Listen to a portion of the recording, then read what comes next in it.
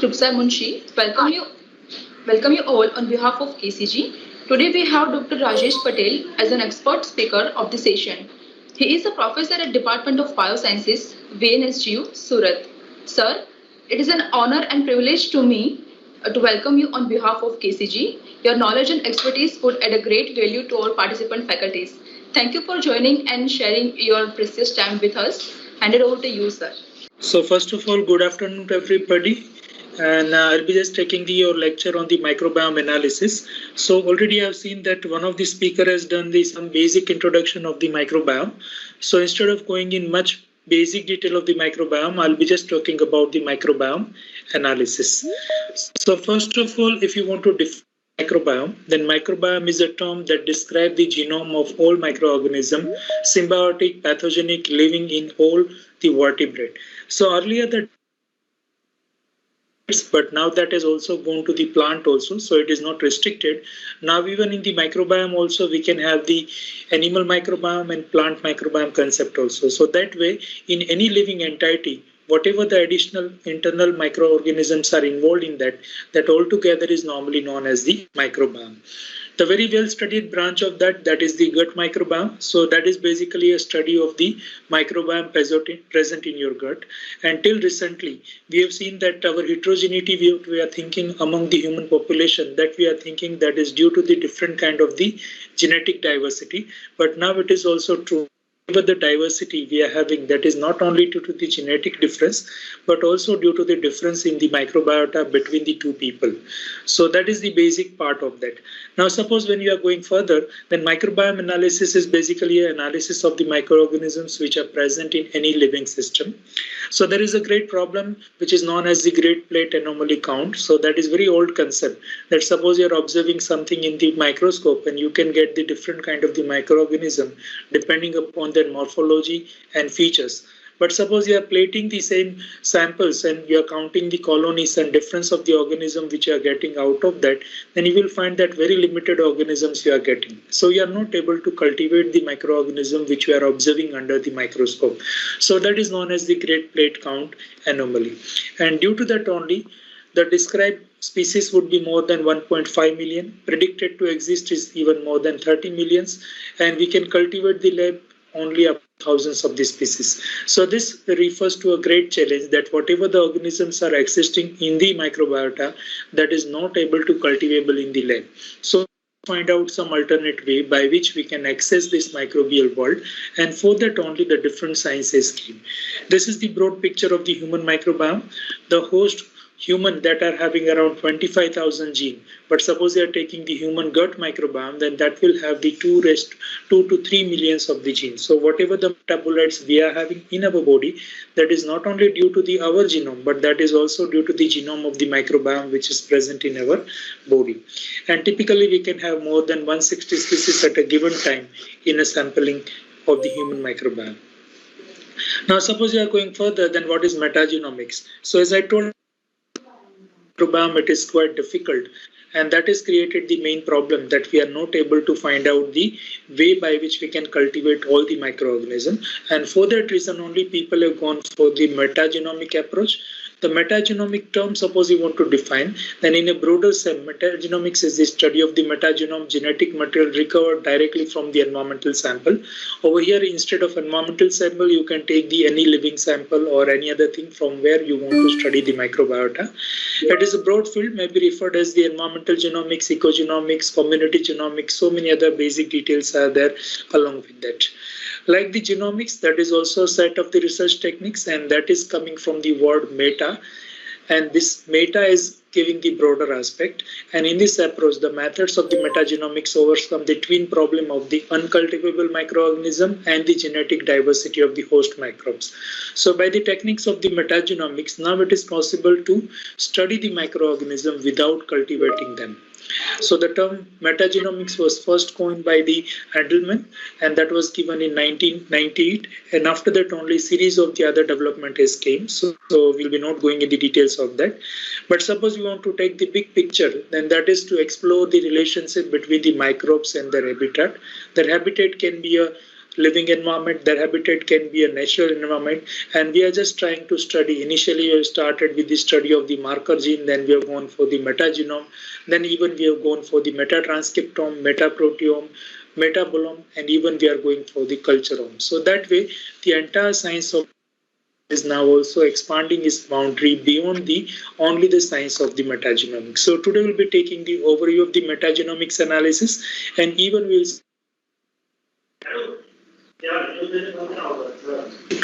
and metaproteome. Even besides that, suppose you want to compare that how the world is moving with the microbiome. So there are few important projects which are going out in the world. Among them, the one project is there that is known as the Earth Microbiome Project.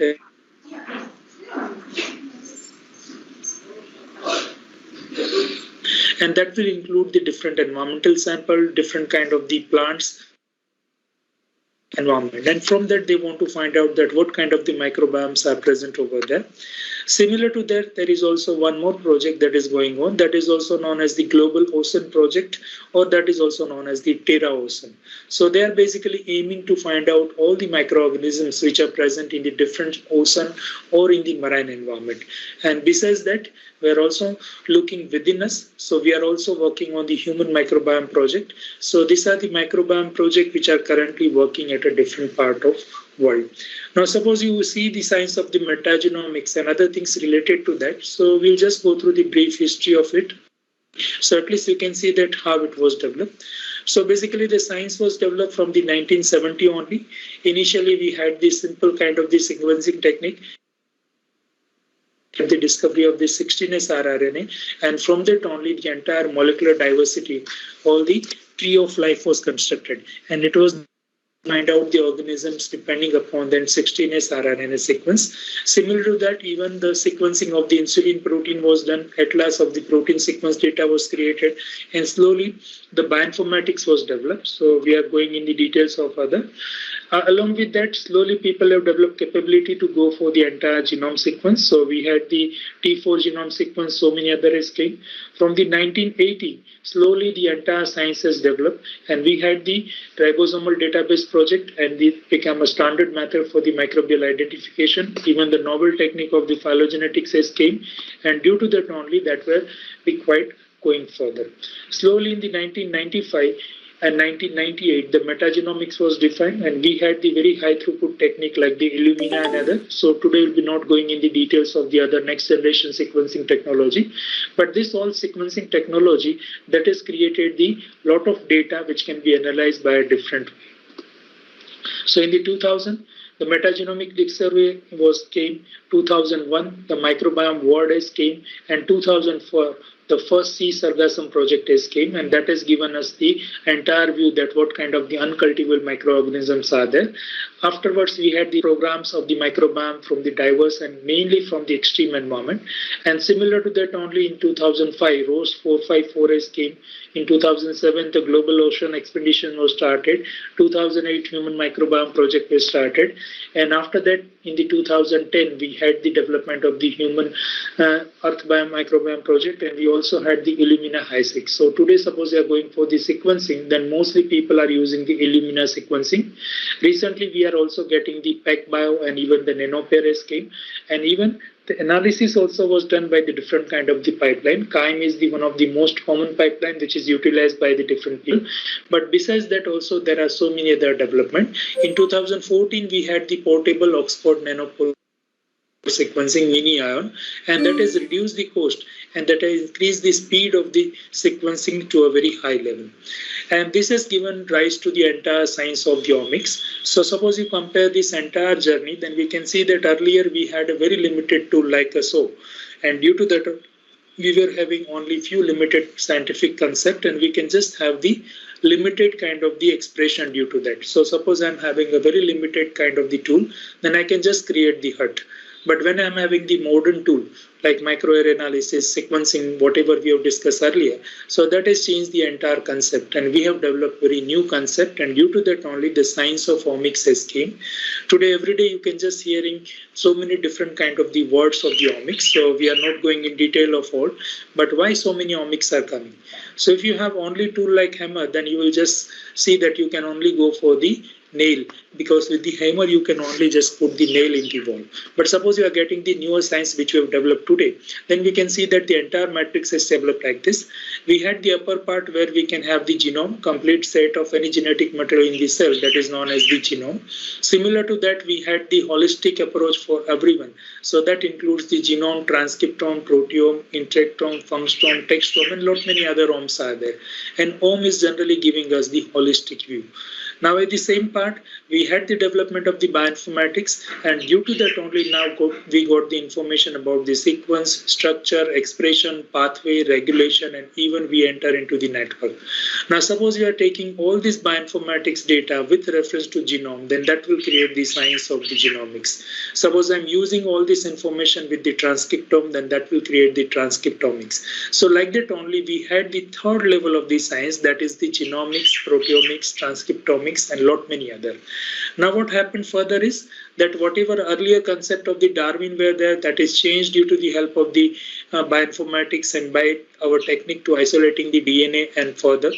Now new technique has came that instead of isolating the DNA from the single organism, now we have capacity to extract the DNA from the environment, to extract the RNA from the environment, and even to extract the protein from the environment. So now we are dealing with the meta science, and this is created again now the new science in the parallel to that, that is the metagenomics, metaproteomics, metatranscriptomics, and even you can have the metametabolomics, right? So this is the thing that how the science has changed to the omics world, and from the omics world now how we are shifting slowly towards the metaomics world.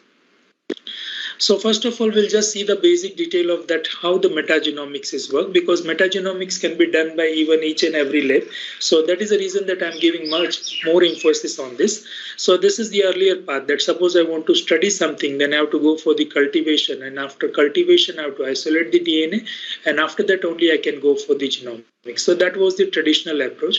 Now with the help of the metagenomics, what I can do is from the environmental sample, I can go for the isolation of the metagenome, and directly I can go for the analysis. So that will be sequencing become a new tool for microbial community analysis. So earlier we have to go for the isolation of the organism, but now we are having the metagenomics tool. So that would be normally known as the sequence-based metagenomics. So sequence-based metagenomics, it will capture a massive amount of the sequential information of the microbial community under. And we had the C. sargassum project, and this was the first landmark in this, that you can see that in this figure we are getting a lot of things in a red color. So whatever we are observing the red color, that were the organisms that were not earlier reported before the metagenomic study of the C. sargassum. So only this green color portion and blue color portion we were able to identify. So that way now we are getting the new world of the uncultivable microorganism by the analysis of the metagenomics data. Now suppose you are going further, then even metagenomics can be also done with the different approaches. So you can see that there are two basic approach of this. Whatever the traditional metagenomics, traditional genomics project is there, that is going in a blue line. Whatever the metagenomics projects are there, that is going in a green color line. And you can just see again a two variation in this. One is the blue color, light blue color, that is the sequence drive, and another is the function drive. So you can just choose the metagenome. After that, you can just go for the sample, you can go for the recovery of the DNA, and after that, you can create the library.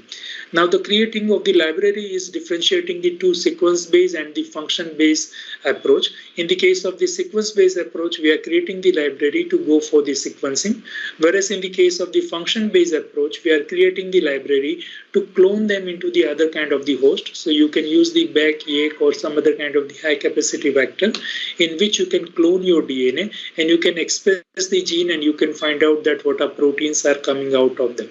Because these are some organisms which are not cultivable, but at least we can just transfer that gene into the cultivable microorganism and we can see that what kind of the products are generated over there. But that is a very tremendous and time-consuming and expensive process. In parallel to that, what you can do is you can go for the sequencing. After that, you can go for the sequence analysis. You can go for the analysis in the detail in the next slide, but that will give you the entire picture that which kind of the microorganisms are there, or that is known as the who is there. And after that, with the help of the bioinformatics analysis, it is also possible that we can also find out that what they are doing over there, or what are the functional role of that microbial community in a typical environment which we have studied. So this already we have discussed in the figure. So these are the function-based metagenomics approach. Now suppose you are taking broadly the microbiome workflow, that what kind of the microbiome workflow is there? Then generally the microbiome workflow would be quite simple like this. You can have the microbial sample from the any environment you can take, from the natural environment, from the human fecal matter, or from some kind of the plant material or whatever you want to study. You can generate the metagenomics data. This metaomics data would be of a different layer. Suppose you want to go for the metagenomics, then you have to go for the sequencing of the DNA. Suppose you want to go for the metatranscriptomics, then you have to go for the rRNA. Suppose you want to go for the metaproteomics, you have to go for the proteome data of that. You have to go for the process and data QC. After that, you have to go for the analysis. Again, in that also we had the different kind of the science. In that only one is came, which is known as the marker gene. So marker gene is a technique which is normally utilized even in the clinical science. Instead of working on the entire genome, what we are trying to do is we are extracting the DNA and we are amplifying only the DNA which are interested to us. For example, I want to identify the microorganism. I want to know their 16S rRNA gene. Then instead of working on the entire genome, what I can do is I can amplify it with the 16S rRNA primer. So that will give me the entire library of the 16S rRNA gene, and that would be further studied, and that would be giving me the diversity analysis. Same way, such kind of things are also done for the antibiotic resistance. Now people are also using it for the cancer genome and other. Similar to that, we had the entire metagenome approach also, that suppose you are interested in the entire metagenome or the whole microorganism data in a community, then you can go for the extraction of the DNA. You can go for the random sequencing or the shotgun sequencing. Again, you have to go for the assembly annotation, and after that you will not only find out the diversity, but even you can find out the function with this. So that is the metagenome approach. Suppose you want to go for the metatranscriptome, then as I told earlier, you have to go for the extraction of the RNA, and same way you have to go further. In the metaproteomics, you have to go for the isolation of the protein. So now we'll be just observing the different part of the metagenome analysis or the microbiome analysis in a stepwise manner. Suppose we are discussing in detail for the amplicon metagenomics analysis. So as I told earlier that amplicon sequencing is basically also known as the targeted metagenomics, in which we are just going for the amplification of the specific gene only. Suppose I want to go for the bacterial community profiling. So we are taking one case study of this. So as we all know that the entire diversity of this microorganism can be depleted with the help of the 16S amplicon sequencing. This 16S is a highly conserved region, but in this conserved region only we can see that there are a number of the variable regions. So this is the V1 to V9 that are the variable region. Whatever the green color regions are there, that is the conserved region. Now when we are going for the identification, normally we are going for the identifying this variable region. So suppose I'm creating the primers for the V3 and V4, then I can amplify this portion and I can just go for the identification of depending upon that. Even there are some primer by which I can clone the entire 16S rRNA gene also. The basic advantage of that is it is a universal gene, no horizontal gene transfer is occurring basically for the bacterial community. It is highly conserved region, and at the same time that is also having the variable region, and we are having the great database and alignment support behind that. Because when we want to compare or when we want to identify it, we require the large known database. So that is also there. The problem is that will have the variable copy number. So it means that in one organism, I can have the more than one copy of the 16S rRNA. So whatever the numbers I'm counting, and depending upon that, suppose I'm counting the number of organisms, so that might differ depending upon the variable copy number. There are no universal unbiased primer. Whatever the primer we are designing, that primers will be also biased. So that will be just amplifying some typical community at a higher rate with comparison to the other, and not directly correlated with the activity. So that are the basic problem even with the bacterial community profiling. This is the basic workflow of this. So we have to go for the order of the primer. You have to generate the template library with the PCR, and after that only you have to go for the sequencing. Then you can have the normalization. You have to pull the library, and then you can just go for the sequencing of that, right? So mainly it is generated with the V3, V4, and we got sequencing of 2 into 250 base pair read length, and total runtime that will require around 40 hours. And you can have the 96 samples which can be run together. So that is typically for the Illumina. Depending upon the instrument, that will also get changed. So that was the one approach which normally we are doing for the community analysis. At the same time, I told that we can also go for the shotgun metagenomics analysis. So the shotgun metagenome analysis is something different with the targeted metagenomics. In this, what we are doing is we are taking the complete genomic copies. So suppose I'm taking any sample, and in that whatever the complete genome is there that I'm taking together. Now after that, what I'm doing is I'm just shooting it randomly. When I'm shooting it randomly, what will happen? That will create the small fragment. So normally all the NGS technique that is not having the capacity to read the whole length of the DNA, so that will have the read length up to certain base pair only. So it can go for the reading up to the 200 base pair or 150 base pair, or depending upon technique even somewhat more, but not more than 1000 base pair in all cases. So that way we require the fragmented genome fragments that can be read by the different kind of the sequencing technology. And for this shotgun technique, what we are doing is, as normally we are firing over here, we cannot fire the DNA, but normally we are using the ultrasonic technique or some kind of the enzymatic technique by which we can break down the DNA. So that is a thing which is normally known as the shotgun. Now after that, the next part is coming, that how we can generate the entire assembly from that. That what I've done is basically I've chopped down the entire DNA. After that, I'm sequencing the DNA, so I'll be just getting the sequence like that. Now whatever the fragment I've generated, that could be more than one fragment. So again, what I have to do is I have to go for the assembly, and after assembly I have to just take the entire data in such a way that whatever this 666 base pair entire fragment is there, that fragment was chopped down, and these are the smaller fragment which is created like this. So this is basically known as the assembly. Now in this assembly, we are just going for the consensus. Consensus means the things which are common in all the sequence that is taken together. So from all the fragments, whatever is generated, this common sequence is created. So this is known as the consensus sequence. So that is normally done with the help of the bioinformatics software.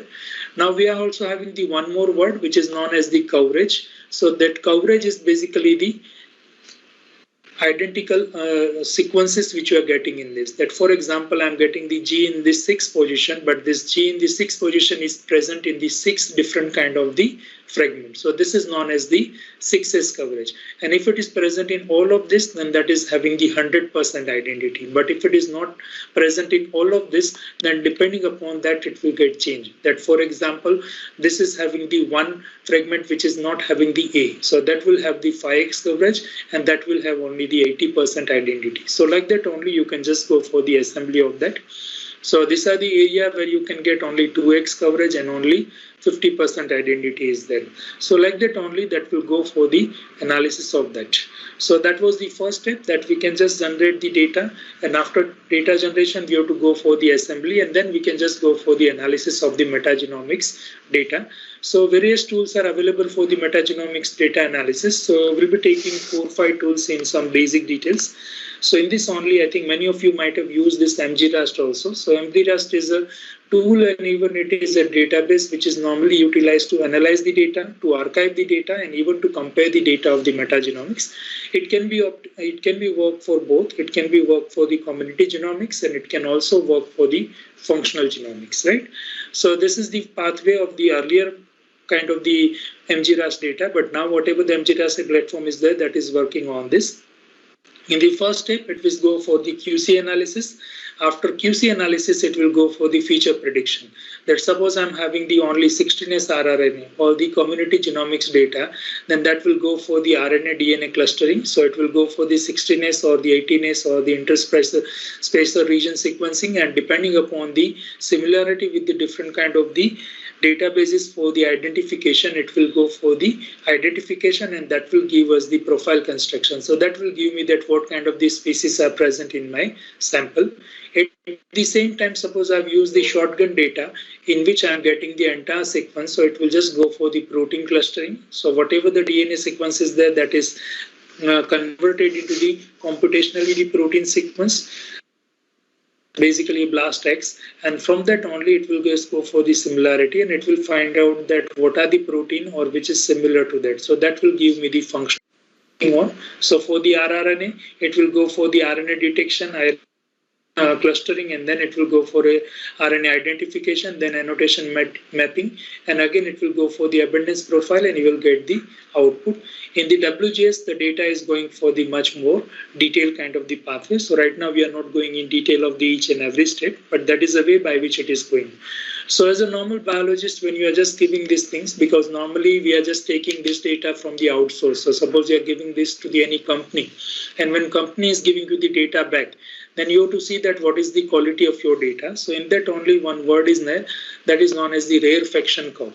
So this is a typical rarefaction curve, that suppose in this you can find out that suppose I'm increasing my read above the 56,000, then I'm not getting much new species. So it shows that suppose I'm getting around 60 or 70,000 reads, so that much is enough. There is no need to go further kind of the high data. So that way, depending upon this curve only, you can see that your sample analysis is good or not. Suppose you are getting the curve, it is ending over here, then you have to see that you have to go for the further much more data for the analysis of the complete thing. So this rarefaction curve is directly coming in the case of the MGRAST, and even whatever the sequencing providers are there, that will also give you the data like that. Now it will also identify the data depending upon the subsystem. So this subsystem is a concept which is developed by the MGRAST. So what this MGRAST is doing, instead of identifying each and every protein, they've created the specific fig farm family. And this fig farm family is created like this, that for example, I want to see the amylase. Then instead of getting the sequence of the amylase, what I'm trying to do is I'm just collecting the sequence of so many amylases together. I will find out that what is the common sequence in all of them, and depending upon that only I will create one fig farm of the amylase. Now when I'm comparing my sequence with this fig farm sequence database, then I can find that my sequence of the amylase that is matching with this amylase subsystem or amylase fig farm, so that would be annotated as the amylase protein. So like that only they've just classified into the 32 subsystem, and even they've gone for the entire hierarchy of that. So you can have the entire details of that. So we'll show the details of that further also. So these are the few screenshot of that how you can go for the analysis. So we'll just see the case study that how it can be worked. So this is an example that I was working on the Little Run of Kutch. So that is near to the Drangadra, and even that is near to the Patan. So what we have done is we have taken the environmental sample, we have taken the rhizospheric soil from that, and we have just gone for the isolation of the metagenome from that, and we have just uploaded the data on the MGRAST. So what kind of the output I can get? That whatever the uploaded sequence is there, from that it will give me the sequence count, it will give the so many other kind of the things, and after that only I can get the sequencing output. Right now I'm not going into details of that, but I can get the data in this manner, that after QC you can see that 86% sequence are getting passed and this is getting removed. Then suppose you are going for the predicted features, then I get around 98.3% predicted features, means from this sequence 98.3% genes are for that the ORF are already found. ORF means open reading from, and this open reading frame was further going for the annotation, and with the annotation only I can just find out that what kind of the proteins are present over here, and that is assigned in the functional category, right? So that way we can just go for the annotation. The functional annotation is also done with the different system also. One subsystem that already we have seen. Besides that, that will also give us the classification for the COG. COG basically stands for the cluster of orthologous group. So the basic philosophy behind that is that we are taking the orthologous group. Orthologous group means the protein which is having the same kind of the function but not having the same kind of the origin. And suppose you are finding something common between them all, then that would be creating the one common feature group, and that is known as the cluster of orthologous group.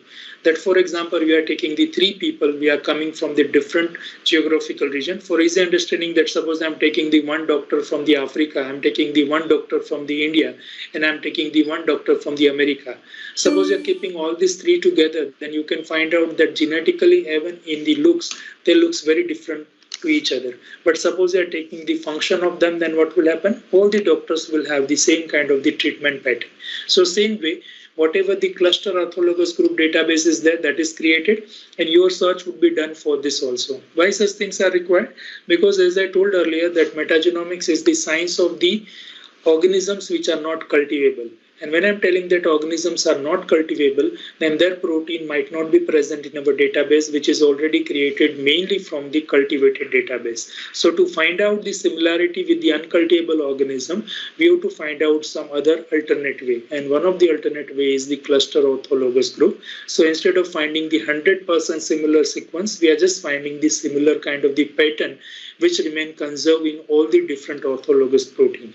So that is a way by which we can get. So in my data, I can just get the COG like this.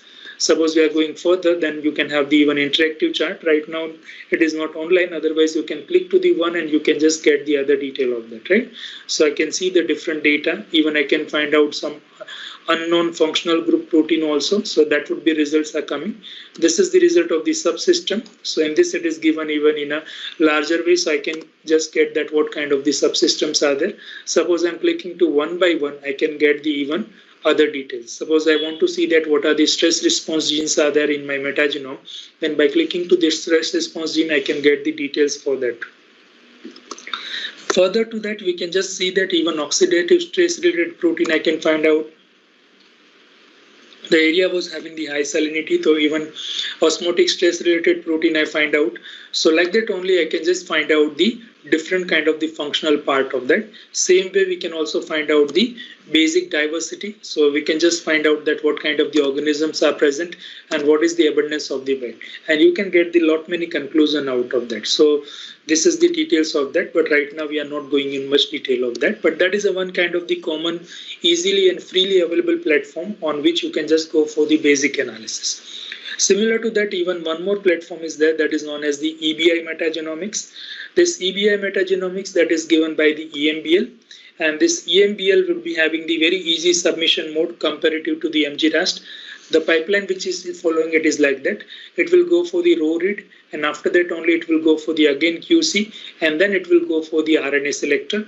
If it is RNA, then that will go for the 16S RNA. That will work the KIME pipeline, and you will get the taxonomic analysis of that. But suppose your data is shotgun genome, then that will mask first of all RNA, then it will run the FragGene.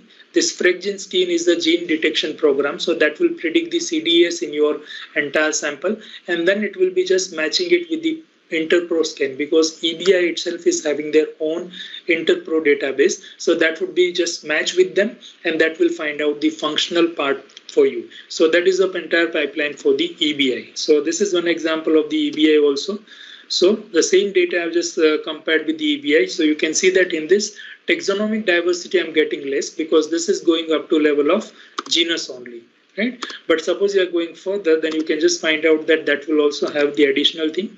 So this is the Interpro match which I'm getting. So that is not available in the MGRAST. So that Interpro I can get from here. So whatever the proteins are there which would be new, but depending upon the some kind of the pattern, you can find out the function of that protein, right? So that is a basic philosophy, that when you are having any new protein, you'll be not finding it out directly 100% similarity, but at least you can find out some pattern, and depending upon that you can predict that this protein is functioning like that.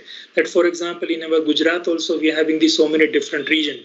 Suppose I'm coming from the Saurashtra or the Kathiawadi, then even though I'm speaking the Gujarati, in my Gujarati language you can pick up some of the word which is typically for the Kathiawadi. So even without knowing much about me, and even though I'm not told you that I'm coming from the Saurashtra, you can just identify that I'm coming from the Saurashtra.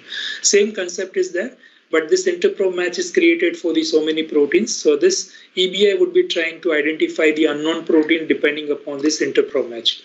Then it will also go for the Go identification. This Go identification, again, it is a broader concept. This Go identification is basically for the 3 level, that is for the biological process, molecular function, and the cellular component.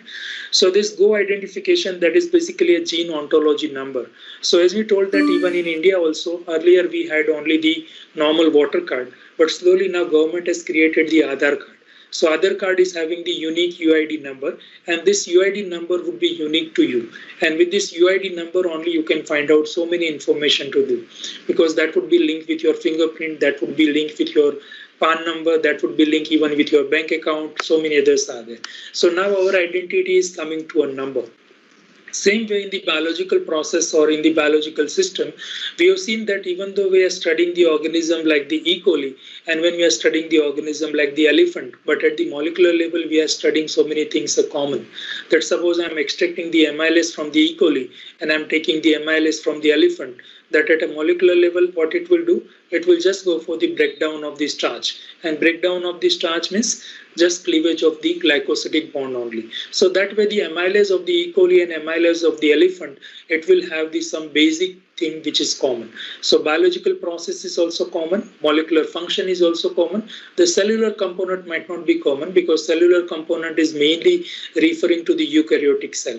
So depending upon this all activity in other, what scientists have done, they've created the database and they've given the specific geo number to this. So instead of working on the organism or instead of working on one system, suppose I'm getting the amylase. So for amylase, for example, they've given the number 001. So whatever my unknown sample is there, in that suppose I'm getting the activity similar to the amylase, then that would be given number 001. So like that only this kind of the annotation is done. So that is available in the EBI. So that is not present in the MGRAS. So that is the advantage of the EBI. So from the EBI also you can get the same kind of the chart and other for your publication. So that were the two things which are very common. Now besides that also rapidly we'll go for the other kind of the advancement in the science. So in that only one more word is come, that is known as the predicting the metagenome. So suppose you compare the metagenome, community metagenomics, then that is comparatively quite easy to perform and it is not costly also. Suppose you are going for the community genomics, then that will require around 10,000 rupees. But suppose I want to go for the shotgun metagenomic study, then that would require around 25,000 to 30,000 rupees. And even it would be very difficult to pursue further. So people are now trying to go for the prediction of the functional metagenome from the basic community genomics, and for that this PyCrust software is available. So this PyCrust is predicting the functional profiling of the microbial community using the 16S rRNA marker gene sequencing. So we are not going in much detail, but just I will give you the entire overview of that. That suppose I'm having the 16S rRNA gene sample, so I can use the KIME or Mothur or any kind of the technique by which I can just classify them. So I can see that in sample number 1, I'm having the 4O2U1. Suppose this is the E. coli. So it tells that in sample 1, I'm having the 4 E. coli. In sample 2, I'm having the 0 E. coli. And sample 3, I'm having the 2 E. coli. Like that, suppose I'm taking the second O2U as a bacillus. Then in sample 1, one bacillus is there. And in the other, it is 0. So like that, I can have the different O2Us and other, right? Now, what we can do is we can just go for the further analysis of that. We are just taking OTU, but now this OTU, as we all know that OTU is having the real name, and depending upon the name, we can also find out that which organism is there. And now we had that entire database with us, that suppose it is bacillus, then in our database, the bacillus genomes are already known. So whatever the taxonomic OTU we are getting the full details of that. Right? So suppose we are taking the metagenome, and from the metagenome we are just taking the complete conversion of that. So you can see that over here it is written O2U and over here it is written the K001. So this K0001, that is basically a kind of the database. So you must have seen the Toyota Encyclopedia database. So that will tell that which kind of the proteins or which kind of the enzymes are sampled. So what we have done is that, as I know that 4 E. coli is present and full E. coli genome is present with us. So what I can do is I can just multiply the E. coli genome with 4 and I can just put in this sample. Suppose I'm taking the bacillus, then I can multiply with the bacillus and I can put over here. So whatever the genes are present in the E. coli, in the bacillus, that would be multiplied with the OTU number and that will be clubbed together and that will give us the broad picture of the entire PyCrust, right? So this is the entire part of that. We'll be not going in much detail of the technical detail of that right now because we are having the shortage of the time. But with this, it is possible that we are able to get the full kind of the details. And this is the example of that.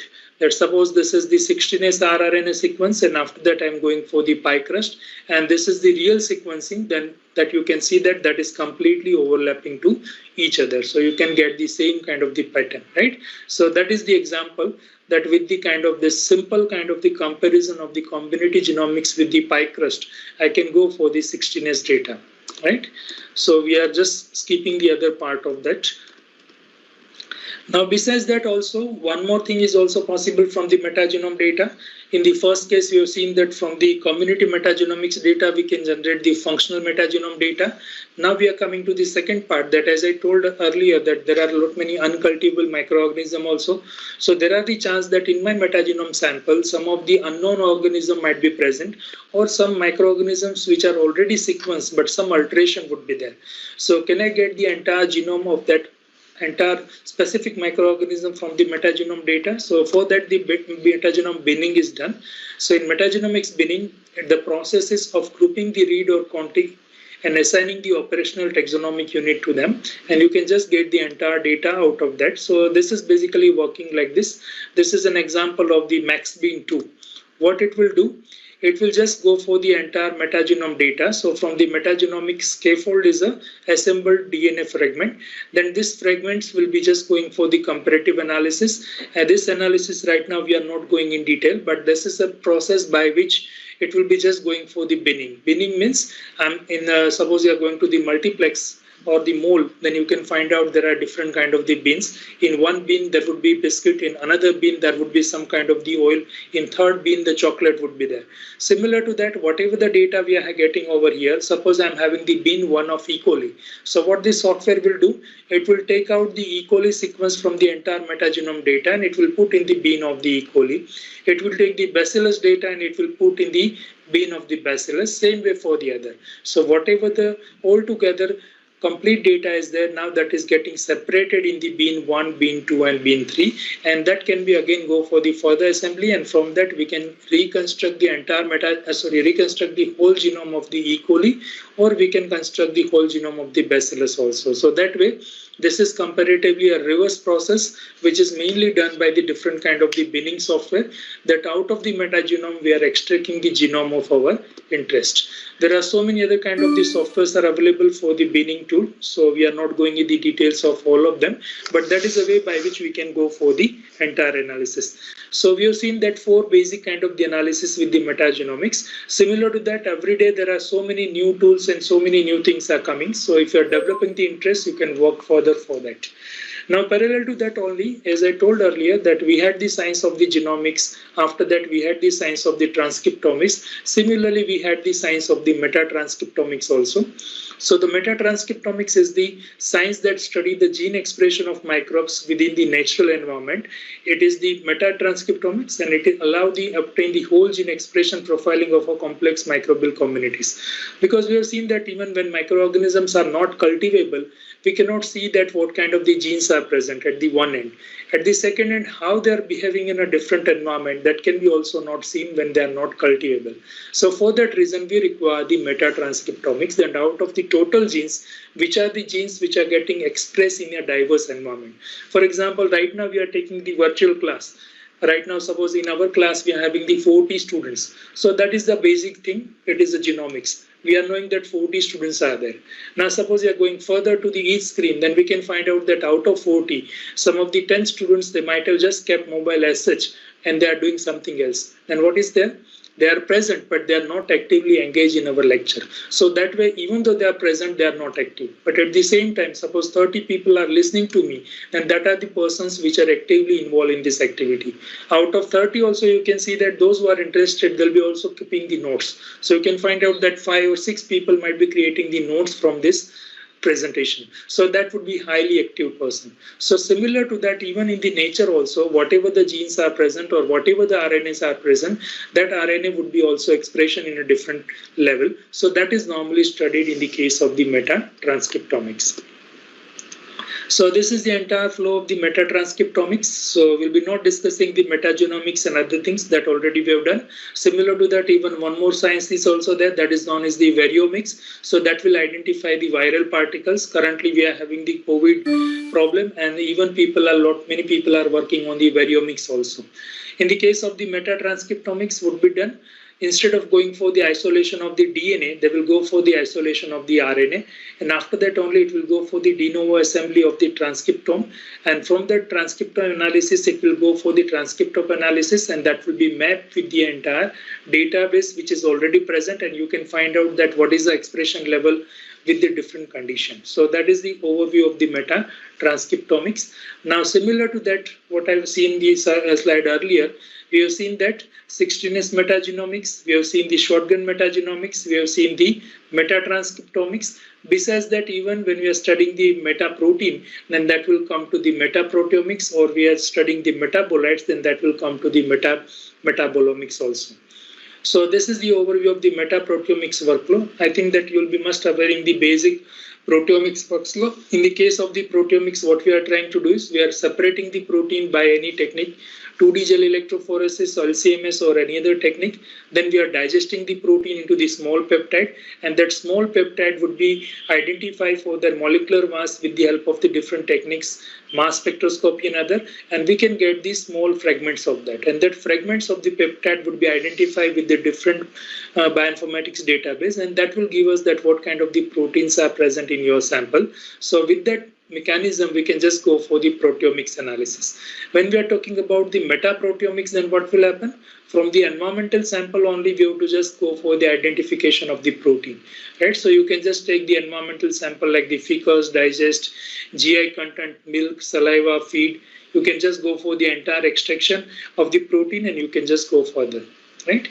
Now, similar to that, even now people are also talking about the metaproteogenomics. So metaproteogenomics is the science where we are having the merging of the metagenomics data, and even we are merging the science of the metaproteomics data, because metagenomics data, that was only about the genes, 16S rRNA or the whole gene, that was not talking anything about the protein.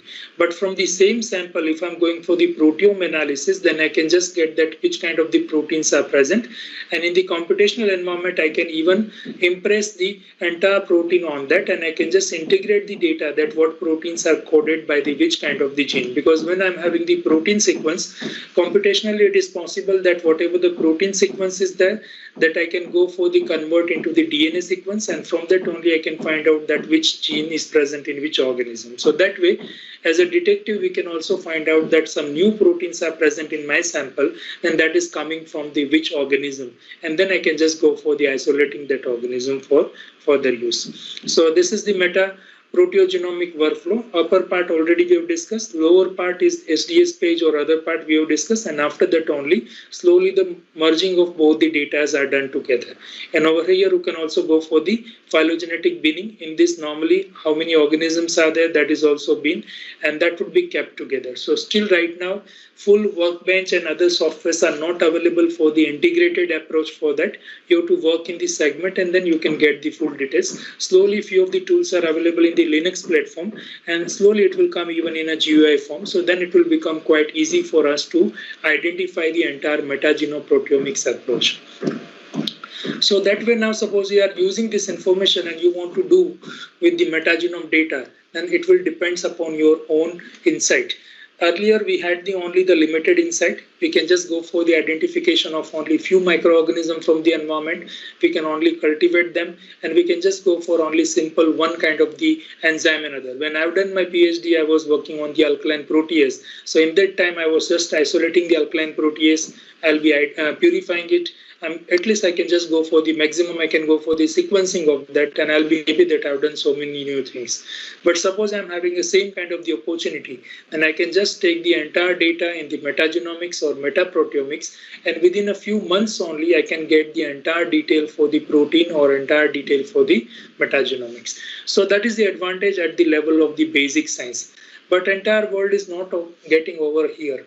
You have to convert this basic science into the translation research. And this translation research is quite important. That, for example, I'm finding that in the Human Microbiome Project, I'm just finding that one person who is suffering from the cancer and one person is not suffering from the cancer.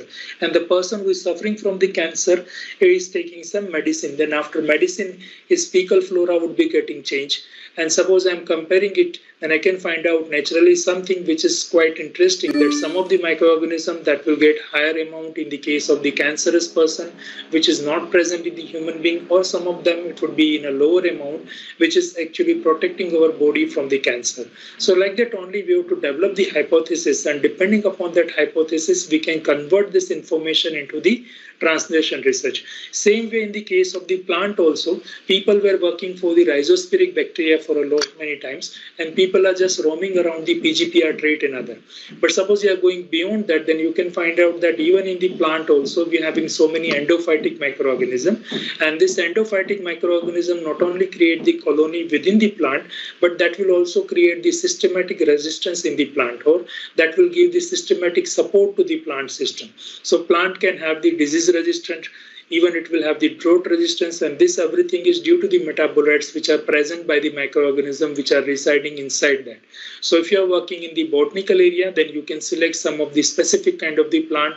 Suppose you are working in the zoo, then you can select the specific kind of the extreme kind of the organism, or some extreme environment, or some novel environment which is less studied, and you can go for the analysis of the microbiome from that area, and you can utilize any of this technique and you can work further.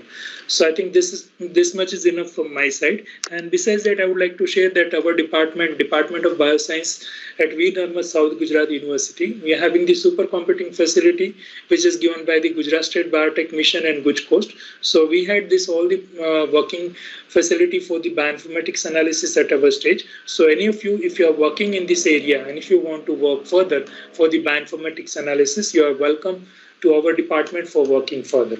So I think this much is enough from my side. Thank you very much for listening. And if you have any query, then we can take in the coming 5 minutes. Thank you very much. So thank you, Dr. Rajesh Patel, on behalf of KCG. Thank you very much.